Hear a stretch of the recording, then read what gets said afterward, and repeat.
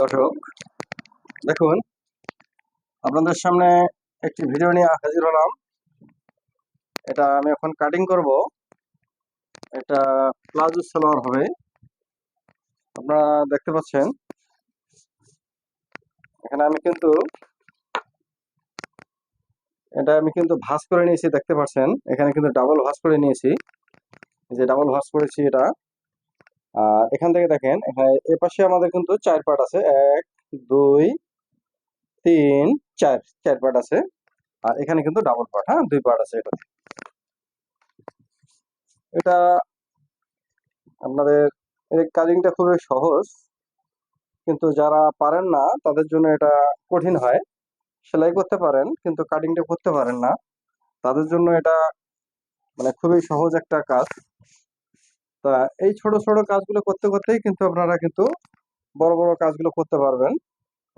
তা আপনাদের এগুলো আগে কাজ, আপনাদের ছোট ছোট কাজগুলো কিন্তু আপনাদের জানলে কিন্তু কাজ করা সহজ হবে। যারা দর্জি কাজ শিখতে চান,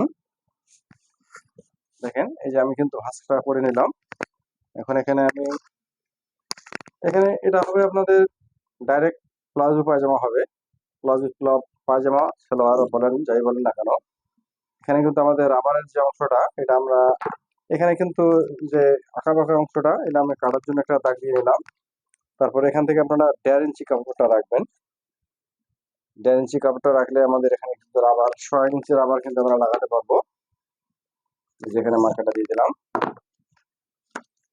তারপর এখান থেকে আমাদের লম্বা হচ্ছে 37, 37 ইঞ্চি লম্বা দিয়ে দিলাম। একটু সামনে আগিয়ে নেই।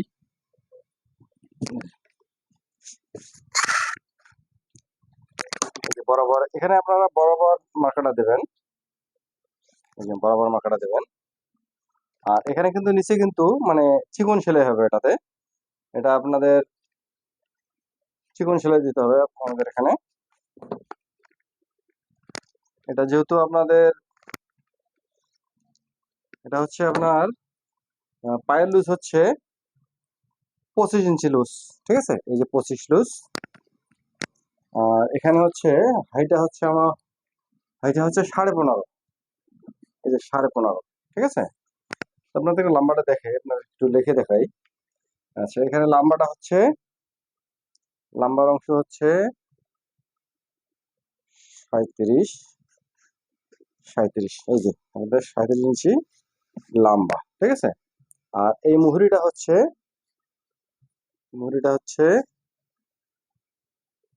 25,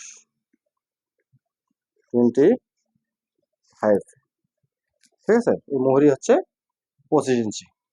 আর হাইটা হচ্ছে 15.5। মানে এটা ডাবল করতে গেলে এটা কিন্তু 15.5 দুগুণা হচ্ছে 31, ঠিক আছে?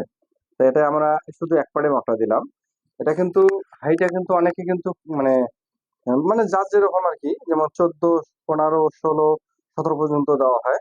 এটা এই হাইটা হচ্ছে 15.5 ইঞ্চি হাই। ঠিক আছে? 1, এই দেখেন। আচ্ছা, এটাতে কিন্তু কল্লি হবে, হ্যাঁ? এটাতে কিন্তু কল্লি প্রয়োজন হবে না, কিন্তু কাস্টমার এখানে চেয়েছে যে কল্লিটা দিতে।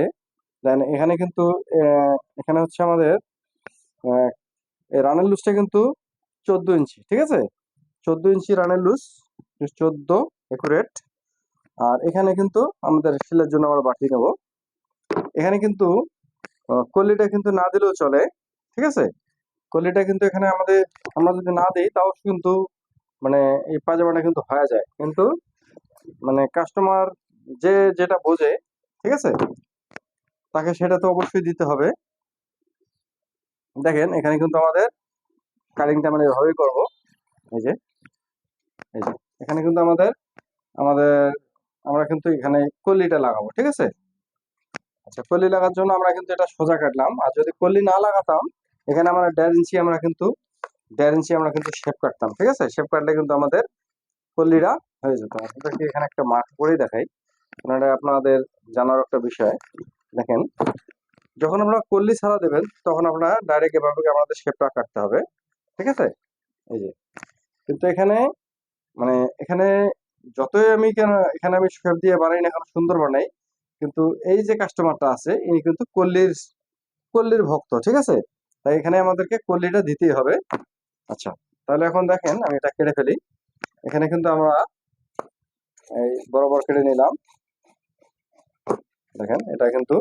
আর এখানে কিন্তু আমি এই যে কল্লির অংশটা বাদ দিয়ে, মানে এখানে এভাবে কল্লি ছাড়া কল্লি দিয়ে আমি কাটতেছি, ঠিক আছে? এখানে বরাবর কেটে নিলাম। যদি কল্লিটা না দিতাম তাহলে এখানে আমাদেরকে অবশ্যই শেপটা দিতে হইতো, ঠিক আছে? তাহলে কিন্তু এই হাইটে কিন্তু মানে ফেটে যাওয়ার সম্ভাবনা থাকে, তাড়াতাড়ি ছেড়ে যাবে, ঠিক আছে? এই কারণে আমাদের এখানে কিন্তু শেপটা দিতে হয়। দেখেন এখানে চিকন সেলাই হবে, এটা হ্যাম সেলাই হবে, 1 ফিটে সেলাই। এই কারণে এখানে এইখানে কাপড় এতটুকু রাখলাম, ঠিক আছে? তো এখানে একটা আমি চাকান দিয়ে নেই, দেখেন এখানে একটা মার্কা দিয়ে নিলাম, দেখতে পারলেন যে মার্কাটা একটু নিচে দিলাম, ঠিক আছে? তারপর এখান থেকে একটা কল্লি কেটে নেবো, ঠিক আছে? এখানে কিন্তু কাপড় কিন্তু যথেষ্ট আছে, এখানে কিন্তু মানে কাপড়ের এই কল্লিটা দিতে গেলে কিন্তু কোন সময় দেখা যায় যে মোটা মানুষ, তাদের ক্ষেত্রে কিন্তু মানে এই যে এখানে যে লুজটা কাটছে এটা কিন্তু, এই লুজটা কিন্তু দেওয়া যেত না যদি মোটা মানুষ হতো, কেননা রানের লুজে তখন বেশি লাগতো, সেই ক্ষেত্রে আমাদের কাপড়টা বেশি লাগতো, ঠিক আছে? দেখেন এখান থেকে আমি ওই যে এখান থেকে আমি, আচ্ছা এটা আমি সরিয়ে নিই যেহেতু আপনাদের দেখতে সুবিধা হবে। দেখেন এখানে কিন্তু আমি এখানে এই যে এই কলিটা এভাবে আমি ডাবল করে নিই, এই দেখেন এখানে আপনাদের কলিটা আপনারা মানে কোন সময় মানে বড় দেওয়া যায়, ছোট দেওয়া যায়, ঠিক আছে? এই কলিটা আমি 7 ইঞ্চি দিচ্ছি, ঠিক আছে? তো দেখেন এখান থেকে 7 ইঞ্চি, এই যে এটা আমি কিন্তু এই পর্যন্ত দিয়ে দিলাম। আবার অনেকে এই প্রশ্নটা করতে পারেন যে এখানে কতটুকু হবে। এখানে কিন্তু আপনাদের মানে কম বেশি হলে সমস্যা নাই, এটা বেশি থাকলেও সমস্যা নাই। এখানে কিন্তু 6 ইঞ্চি হয়ে গেছে, না 6 না 5.5, 6 ইঞ্চি দিতে পারি, ঠিক আছে?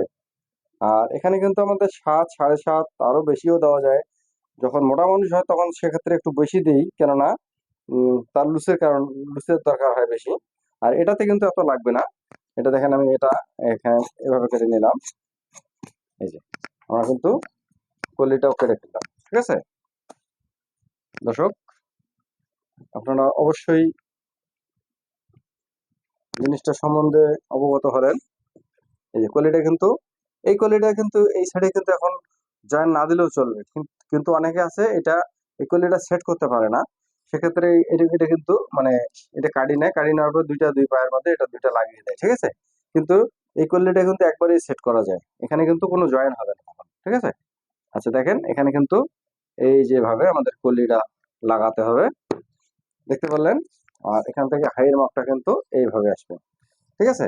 তো দর্শক, ভিডিওটা এ পর্যন্ত রাখলাম।